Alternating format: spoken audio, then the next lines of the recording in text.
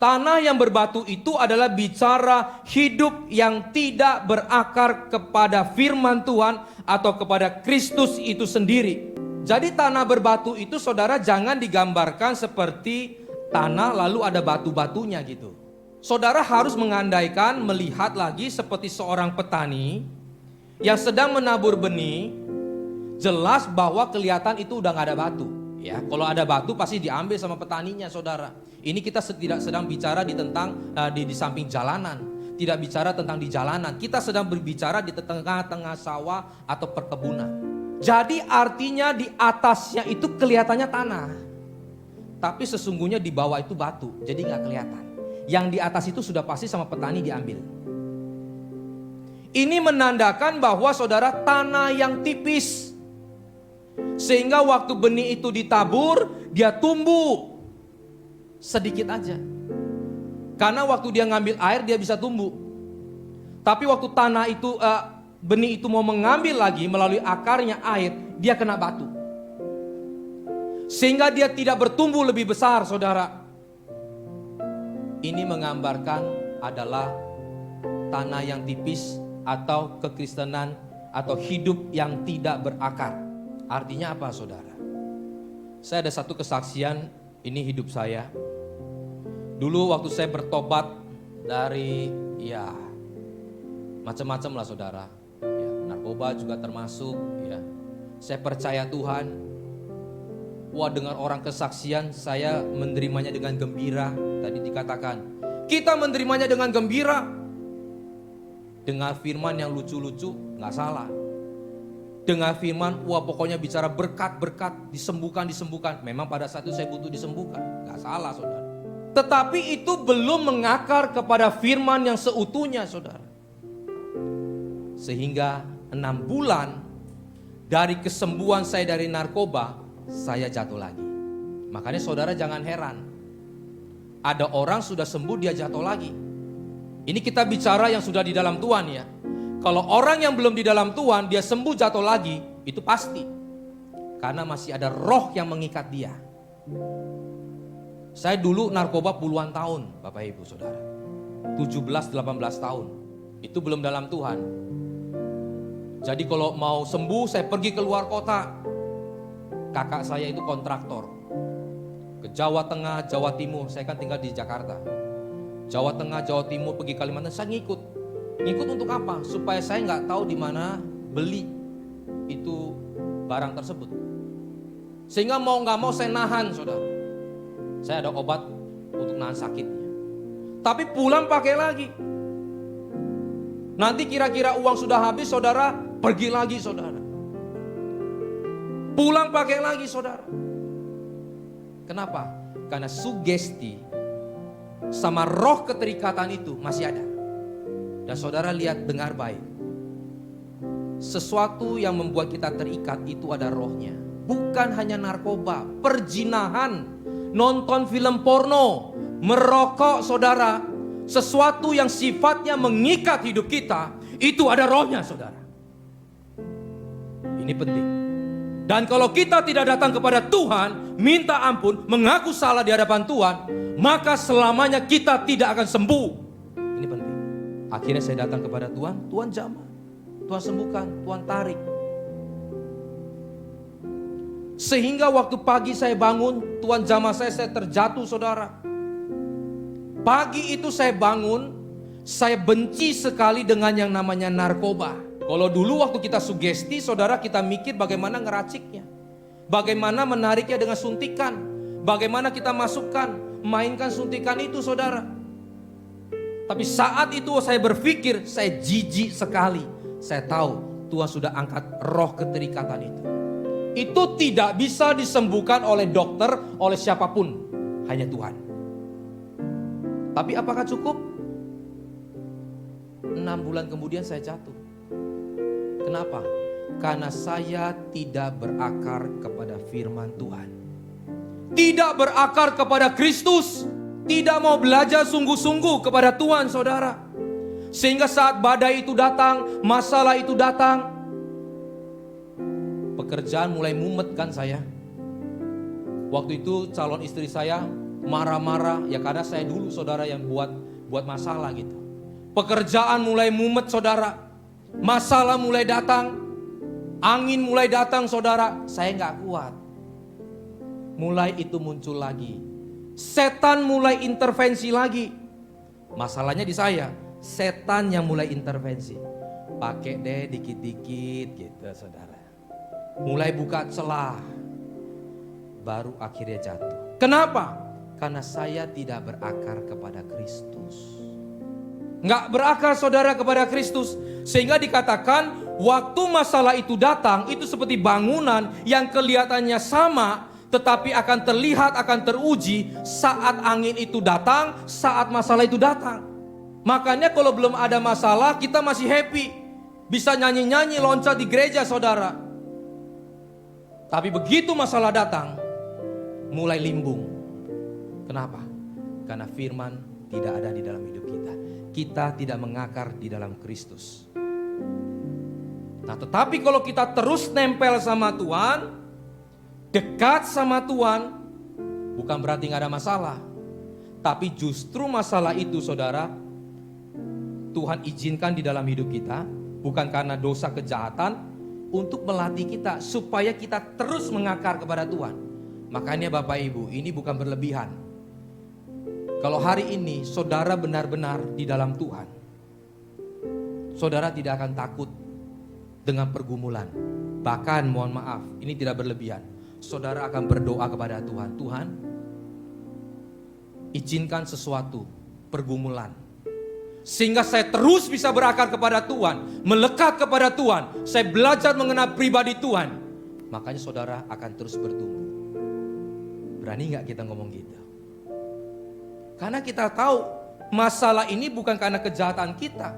Kalau kejahatan kita kena hukuman, ada punishment. Tapi kalau karena kebenaran seizin Tuhan, maka Tuhan sedang melatih kita Bapak Ibu Saudara. Dan kita gak akan pernah takut. Bukan berarti kita sombong apa enggak. Tapi ini memang di dalam kekristenan seperti itu. Supaya kita makin mengakar ke dalam saudara. Kita akan semakin kuat. Ada dua jenis tanaman. Ditanam di dalam kebun yang sama, tanah yang sama, benih yang sama. Yang satu saudara sama petaninya disiram setiap hari. Tumbuh. Yang satu lagi saudara, 1 hari disiram, 3 hari kemudian baru disiram lagi. 2 hari gak disiram. Sama-sama tumbuh saudara. Tetapi petani akhirnya mau coba atau dia mau uji, dia cabut tanaman itu. Tanaman yang pertama begitu dicabut langsung lepas. Tanaman yang kedua saudara, dia perlu tenaga ekstra untuk mencabut. Kenapa? Karena yang pertama ini saudara, dia gak perlu masuk sampai ke dalam, berakar sampai ke dalam, setiap hari dapat air. Tetapi yang satu disiram saudara, hari kedua dia gak disiram, dia masuk ke dalam, dia masuk lagi lebih dalam, dia masuk lagi lebih dalam, sehingga akarnya kuat. Nah kalau kita di dalam koridor Tuhan, kita di dalam pemeliharaan Tuhan, kita ada di dalam tangan Tuhan, kalau Tuhan izinkan sesuatu terjadi, jangan takut. Tuhan sedang buat kita lebih berakar lagi Bapak Ibu. Nah sehingga apa? Saat nanti badai itu datang, masalah itu datang di dalam hidup kita, kita kuat. Jadi yang kedua adalah kita berakar kepada Kristus. Yang ketiga adalah dikatakan semak duri. Semak duri itu bicara tentang kekhawatiran dan kenyamanan hidup. Artinya saudara ini sempat tumbuh, ini bukan bicara tanahnya lagi nih. Tetapi saudara karena kekayaan kenyamanan hidup terhimpit sehingga dia tidak menghasilkan buah. Tapi ini jenis orang Kristen. Tapi sesungguhnya hatinya itu saudara bukan Tuhan, tetapi sebetulnya dia ikut Tuhan untuk kenyamanan hidup. Makanya dikatakan sempat tumbuh, tetapi dihimpit oleh semak duri, yaitu kekhawatiran dan kenyamanan hidup. Kekhawatiran di sana sebetulnya bukan ketakutan. Di dalam terjemahan asli saudara, kekhawatiran itu adalah perhatian kita kepada kenyamanan hidup. Artinya saudara, Selama kita ikut Tuhan, sebetulnya tujuan hidup kita itu untuk kenyamanan kita. Saudara lihat, ini satu perbandingan aja. Kenapa di kota besar dengan di kota kecil atau di desa, tingkat kejahatannya itu kota besar lebih banyak. Survei saudara membuktikan begini. Karena kota besar itu banyak barang-barang mewah. Ini survei. Makanya muncullah kata-kata materialistis. Itulah penyebab daripada kejahatan, saudara. Jadi di mana kota atau tempat tertentu semakin banyak barang mewah, maka di situ semakin banyak kejahatan. Saudara nanti boleh tafsir, boleh punya pandangan masing-masing. Karena orang mulai melihat, kok dia hidupnya enak, gua susah ya. Dia makan di restoran, kok gua makan di pinggir jalan ya. Kok dia naik mobil mewah, gua jalan kaki ya. Kok dia bisa pakai baju bagus, kenapa saya pakai baju seperti ini ya. Inilah yang membuat orang iri hati, itulah yang membuat orang akhirnya saudara ingin berbuat kejahatan. Itu survei membuktikan seperti itu. Tapi di desa enggak, di kota kecil enggak, saudara. Ada kejahatan tapi enggak sebanyak di kota besar yang memang penuh dengan kemewahan itu. Makanya Gembala Senior Pak Fengki selalu mengatakan kita seorang hamba Tuhan, ya. Meskipun kita mampu, saudara, tapi belajarlah hidup sederhana. Boleh pakai barang-barang bagus, tapi sepantasnya. Makanya saudara, kalau kita beli baju itu ya sepantasnya, bukan berarti juga compang-camping. Ya, ini baju sih nggak mahal, saudara. Jadi bukan berarti kita nggak rapi, kita nggak sopan, tetap rapi sopan. Tapi orientednya bukan karena mahal. Kemarin kita ke satu daerah, satu tempat, cerita-cerita. Pak Fengki tidur dengan satu orang. Ini kisah lama, saudara. Dia katakan apa? Waktu tidur ngigonya begini, saudara. Ngigonya begini. Makanan gak enak, yang penting mahal. Lagi tidur, saudara, ngigonya bisa seperti itu. Akhirnya Pak Fengki bisa tahu orang ini begitu memang di dalam pikirannya. Jadi kalau dia pergi makan, mau mahal, mau enak gak enak, sekalipun enak, kalau itu gak mahal, itu gak enak buat dia. Jadi orientednya harus mahal. Nah kita kan orientednya bukan begitu. Yang penting enak dimakan, bisa dimakan dan sehat. Pakaian pun sama. Yang penting enak dilihat, nyaman dipakai, saudara. Murah gak apa-apa. Kalau gitu saya gak boleh pakai barang mahal. Semua punya ukuran masing-masing. Yang penting saudara jangan sampai kita gaji 5 juta satu bulan, kita beli tasnya 4 juta. Ini namanya memaksakan diri. Gajinya 5 juta pengen belinya sepatu yang 6 juta, saudara. Padahal ada kebutuhan lain, apalagi kalau sudah ada keluarga. Orientednya harus bodinya atau badannya satu setnya ini 200 juta, baru kelihatan pede. Wah, itu udah gak boleh. Itulah yang menghimpit kekristenan kita, pertumbuhan kita, Bapak Ibu Saudara. Kenapa? Karena kenyamanan hidup. Kalau itu yang terjadi di dalam hidup kita, maka kita tidak akan berbuah. Kita lihat 2 ayat. Amsal 15 ayat yang ke-16. Lebih baik sedikit barang dengan disertai takut akan Tuhan daripada banyak harta dengan disertai kecemasan. Karena takut, mungkin hasilnya saudara bukan dari halal. Mungkin karena sudah kenyamanan hidup, takut susah. Lebih baik barangnya sedikit, sederhana, tapi takut. Damai hidupnya saudara. Jalan di tengah jalan juga gak takut. Orang kadang-kadang tuh gak punya hikmat. Makanya hikmat itu lebih daripada permata. Saudara tidak dilarang untuk pakai perhiasan yang secukupnya. Tapi juga Tuhan minta hikmat. Kalau Bapak Ibu ya mungkin misalkan belum ada mobil, gak ada motor, mau ke satu pesta pakai perhiasan kecil-kecil, itu perhiasan saudara masukin dulu kantong. Kalau mau pakai seksi sedikit gak dilarang. Karena di pesta kan, gitu.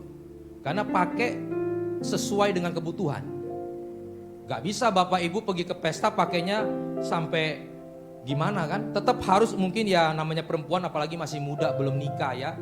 Ya masih kenceng semua, kenceng lah pokoknya gitu. Pasti kan kepingin seksi juga. Gereja juga nggak ngajarkan saudara harus pakai gombrong-gombrong begini. Waduh sampai umur 70 nggak dapat jodoh nanti. Tetapi jangan memancing gitu loh. Masukin bajunya dulu ke tas, ke kantong saudara. Sampai di tempat pesta baru masuk ke toilet, pakai perhiasan, pakai baju yang pantas. Bajunya dimasukin lagi, ini titipin ke resepsionis atau apa. Udah.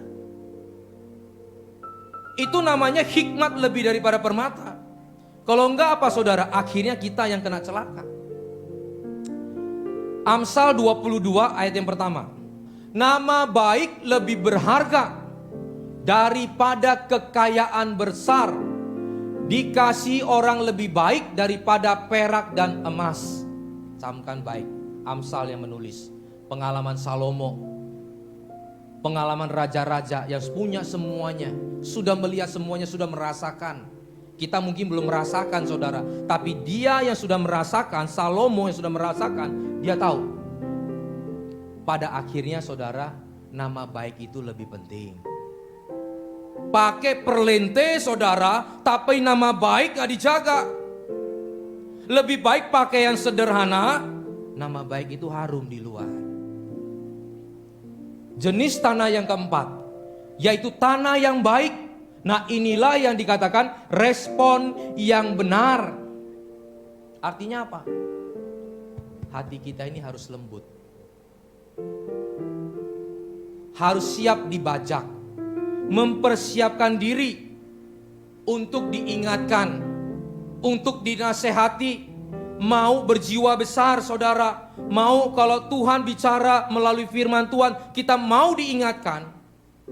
Maka saya percaya melalui benih yang kecil, Matius 5 ayat yang 5, berbahagialah orang yang lembut hatinya, berbahagialah orang yang lemah lembut, karena mereka akan memiliki bumi. Diberkatilah, kata berbahagia itu diberkatilah orang yang lemah lembut, yang lembut hatinya, karena mereka akan memiliki bumi. Memiliki bumi ini apa? Memiliki bumi ini ada gaya tulisan pada saat itu. Itu namanya mewarisi negeri, akan diberkati saudara. Orang kalau yang hatinya rendah hati, lemah lembut, di ngomongin saudara mungkin gak cocok, dia tampung dulu. Ya saya pikirkan ya, oke kalau begitu. Lemah lembut. Maka saudara dia akan hidupnya diberkati. Benih yang kecil. Firman Tuhan mencatat benih biji sesawi. Kecil saudara. Salah satu benih yang paling kecil di dunia itu biji sesawi. Tapi melalui benih ini saudara, dia bisa menjadi pohon yang sangat besar. Saudara boleh cek itu. Pohonnya besar sekali dari benih yang kecil. Apalagi benih yang kecil? Biji semangka kecil. Tapi saat dia saudara masuk di tanah yang subur, dia akan menjadi buah yang besar. Dan ada biji semangka lagi di dalamnya, puluhan bahkan ratusan. Melalui apa? Bukan saja benih. Benih kita sudah tahu tadi firman Allah. Itu yang luar biasa, gak pernah salah. Penaburnya gak salah. Tapi tanahnya ini juga penting. Benihnya sudah bagus, firman Allahnya sudah bagus. Tapi kalau tanah hati kita gak lembut, gak siap digembur, gak siap diberi oleh firman Tuhan, ditanam oleh benih firman Tuhan, maka gak akan pernah jadi. Kalau ingat kisah daripada Naaman, kata lemah lembut ini ditulis dengan kata praus,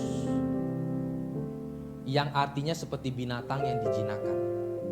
Hati kita ini seperti binatang yang dijinakan saudara. Siapa di dunia ini yang gak berdosa, yang gak ada emosi, yang gak arogan, yang gak tinggi hati? Saudara, tinggi hati itu bukan dilihat dari gayanya.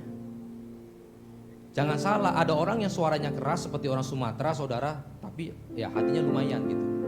Tapi saudara jangan lihat orang yang nunduk-nunduk begitu pasti hatinya juga baik, belum tentu. Hati itu bisa ngomong sesuatu, saudara. Nah, hati ini saudara digambarkan seperti binatang yang dijinakan, binatang yang liar yang telah dijinakan, itu lemah lembut. Itu hati manusia. Nah, contohnya Naaman. Apalagi dia ada seorang jenderal perang yang hidupnya keras di luar, saudara. Makanya orang yang kerja di kantoran dengan orang yang kerja di luar itu beda. Anak yang lahirnya di Glodok sama anak yang lahirnya di mall itu beda, saudara. Saudara mungkin nggak tahu Glodok. Ya, itu tempat itu kalau manggil orang, saudara, toko di sini sama toko di sana panggilnya, "Woi, kemari lu." Nah, nanti semua ngikut. Tapi kalau yang di mall nggak teriak. Yang gitu. Kalau nggak disamperin. Mana berani orang teriak-teriak di mall, bener nggak? Tapi kalau di Glodok, saudara, toko lain dengan toko, "Woi, kemari." Nah, kita yang hidup di luar seperti Naaman yang hidupnya dalam perang, pasti kan keras orangnya. Waktu dia diperintahkan untuk masuk di dalam sungai Yordan, dia juga gusar, dia juga marah tuh. Saya panglima besar, orang hebat. Tapi karena dia mau melembutkan hatinya, mau merendahkan hatinya, akhirnya dia masuk. Kita mungkin boleh kadang-kadang sedikit kasar, karena kata lemah lembut itu antara sabar dengan gak sabar, itu lemah lembut. Sabar, orang lemah lembut itu antara saudara kepingin marah sama sabar, itu orang lemah lembut. Dia bisa marah tapi dia tahan. Dia bisa keras tapi dia tahan. Kadang-kadang bisa keras juga, tapi di tengah-tengah keras itu dia mulai, oh ya ini salah. Itu orang lemah lembut begitu. Makanya kalau saudara ingat apa yang pernah Tuhan Yesus lakukan, dia bisa marah bukan gak bisa marah, saudara. Apa yang Musa lakukan? Musa dikenal orang yang paling lembut hatinya, tapi sekaligus dia pernah memecahkan 2 loh batu daripada tulisan tangan Allah. Karena apa? Karena bangsa Israel menyembah berhala. Dia marah tapi tetap bisa dikontrol sesuatu yang baik. Itu orang lemah lembut itu begitu. Nah, Naaman, saudara, waktu dia ditegur, saudara, dia tetap benamkan dirinya. Dan kita tahu pada akhirnya hidupnya diberkati. Kusta yang gak mungkin sembuh karena dia melembutkan hatinya. Dia mau menjinakkan emosi, kearoganan di dalam hatinya. Itulah tanah yang baik. Tanah yang baik, saudara, saya tidak mengajak saudara orang yang lemah lembut itu, wah pokoknya hidupnya kalem gitu, enggak. Orang yang lemah lembut itu bisa menguasai emosinya. Itu orang yang lemah lembut.